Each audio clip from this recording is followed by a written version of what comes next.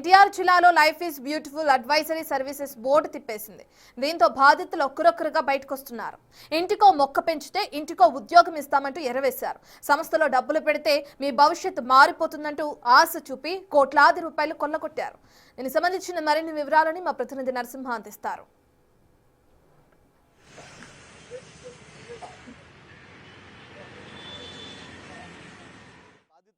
ఒక్కొక్కరుగా బయటకు వస్తున్నారు. ప్రస్తుతం విస్సన్నపేటలోనే 25 కోట్ల రూపాయల స్కామ్ బయటకు వచ్చింది. దాంతోపాటు అది ఎన్టీఆర్ జిల్లా, కృష్ణా జిల్లాతో పాటు ఏపీ వ్యాప్తంగా కూడా కోట్లాది రూపాయల స్కామ్ అనేది జరిగింది అనేది కూడా ఏజెంట్లు అయితే చెప్తున్నారు. ప్రస్తుతం సంస్థకు సంబంధించి 2023 మార్చిలో life is beautiful advisory services సంస్థ విస్సన్నపేటలో ప్రారంభించడం జరిగింది. అయితే కొంతమంది డైరెక్టర్లను వాళ్ళ కుటుంబ సభ్యుల్ని ఎంచుకోవడం జరిగింది. వాళ్ళ భార్యనే సీఈఓగా చూపించడం జరిగింది. దాంతోపాటు కొంతమంది ఏజెంట్లు స్థానికంగా ఎవరైతే ఉన్నారో నిరుద్యోగులు ఎవరైతే ఉన్నారో వారిని టార్గెట్గా ఎంచుకొని మరి కూడా ఏజెంట్లుగా నియమించుకున్నారు. అయితే వీళ్ళ నినాదం కూడా ఒకటి, ఏదైతే ఇంటికి ఒక ఇన్వెస్ట్ చేసేవారు ఖచ్చితంగా మొక్కలను పెంచాలి, మొక్కలను పెంచితేనే వీరిని లైఫ్ ఈజ్ బ్యూటిఫుల్ సంస్థలు తీసుకుంటామంటూ కూడా చెప్పిన నేపథ్యంలో దాదాపు వీళ్ళు అఫీషియల్గా ప్రకటించిన దాని ప్రకారం 2000 మంది ఇన్వెస్టర్లు ఉన్నారు. వీరు చూపించిన దాని ప్రకారం కూడా ఏదైతే ఇన్వెస్ట్మెంట్ చేస్తే 10,000 రూపాయలు ఇన్వెస్ట్ చేస్తే 1000 రూపాయలు వస్తుంది. టీడీఎస్ 100 రూపాయలు పోయిన 900 రూపాయలు ప్రతి నెల వస్తుందని చెప్తున్నారు.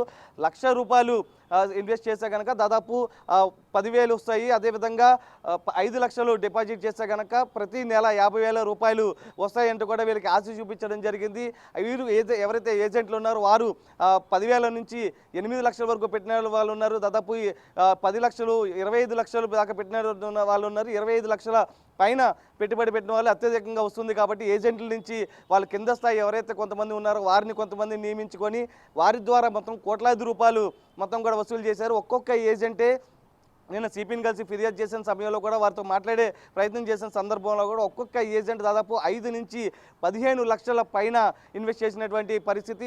ప్రతి నెల కూడా డబ్బులు ఇస్తామని చెప్పినట్లుగా కూడా తెలుస్తుంది. కానీ ఏదైతే ఏప్రిల్ నుంచి జనవరిలో కొంత డబ్బులు ఆగిపోవడం కొంతమేర ఇచ్చినట్లుగా కూడా తెలుస్తుంది. కానీ ఏప్రిల్ నుంచి పూర్తి స్థాయిలో లావాదేవీలు నిలిపివేయడం జరిగింది. బాధితులు ఎవరైతే ఏజెంట్లు ఉన్నారో, బాధితులు ఉన్నారు, ఇన్వెస్టర్లు ఉన్నారో వారందరూ కూడా పదే అడుగుతున్న సమయంలో కొంతమంది పోలీసులకు ఫిర్యాదు చేసిన సమయంలో కూడా అక్టోబర్లో చెల్లిస్తామని కూడా చెప్పడం జరిగింది. ఎవరైతే లైఫ్ ఈజ్ బ్యూటిఫుల్ సంస్థ ఫౌండర్ ఉన్నారో దుర్గా ప్రసాద్, అతనికి సంబంధించి కూడా ఇస్తామని చెప్పినప్పటికీ కూడా అక్టోబర్లో డబ్బులు చెల్లించలేదు. బాధితులంతా కూడా పదే ఫోన్లు చేస్తుండడంతో ఒక కారులో కూర్చొని ఆయన ఒక పురుగుల మందు చేతితో పట్టుకొని గ్రూప్ కాల్ ఎవరైతే బాధితులకు సంబంధించి ఏజెంట్లకు సంబంధించి ఒక వీడియో కాల్ ఉందో వాళ్ళందరికీ కాల్ చేసి మీరు నన్ను పదే గనక కాల్ చేసి వేధిస్తే గనక సూసైడ్ చేసుకుంటాను, పురుగుల మందు తాగు అంటూ కూడా వారిని బెదిరించినటువంటి పరిస్థితి. అయితే వీరంతా కొంత అటు తిరిగిన నేపథ్యంలో ఆయన అక్కడ కారులోనే పురుగుల మంది తాగడం, అయితే తాగిన తర్వాత వీడియో కాల్ కట్ చేసిన తర్వాత కొంత గ్రూప్ లొకేషన్ కూడా సెండ్ చేయడింది ఎక్కడ పురుగుల మందు తాగాడు అనేది కూడా.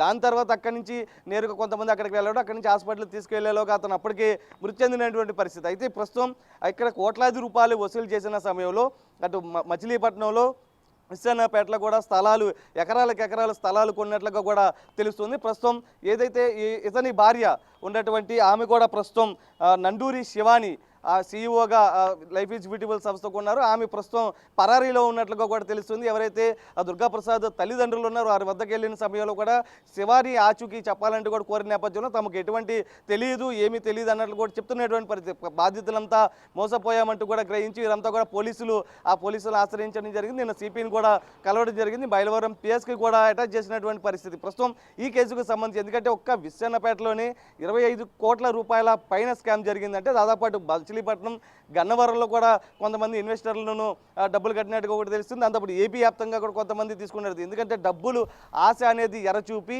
10,000 రూపాయలు పెడితే 1,000 రూపాయలు వస్తాయి, 1,00,000 రూపాయలు పెడితే 10,000 రూపాయలు వస్తాయి, మీ కుటుంబం మొత్తం కూడా సుఖ సంతోషాలతో ఉంటుంది, ప్రతి నెల కూడా 5 లక్షల రూపాయలు కట్టిస్తే కనుక దాదాపు 50,000 రూపాయల పైన వస్తాయి, మీకు అంతా కూడా లైఫ్ బాగుంటుంది, మీ ఇంటికి ఒక ఉద్యోగం వస్తుందంటే కూడా వీళ్ళంతా ఆశ చూపి కోట్లాది రూపాయల స్కామ్ జరిగింది. ప్రస్తుతం ఈ శివానీని కనుక పట్టుకొని కనుక విచారిస్తే కనుక కోట్లాది రూపాయల స్కాముతో పాటు ఎక్కడెక్కడ ల్యాండ్స్ కొనుగోలు చేశారు ఇవన్నీ కూడా బాధితులంతా కూడా ఒకటే కోరుతున్నారు. అప్పులు చేసి మరి కూడా మేము డబ్బులు ఇన్వెస్ట్ చేసాము, ప్రస్తుతం వీళ్ళంతా పరారీలు ఉన్నారు కాబట్టి వారిని పట్టుకొని విచారించి తమను పూర్తిగా ఆదుకోవాలని కోరుతున్నటువంటి పరిస్థితి కనిపిస్తుంది. Right. Thank you, Narasimha.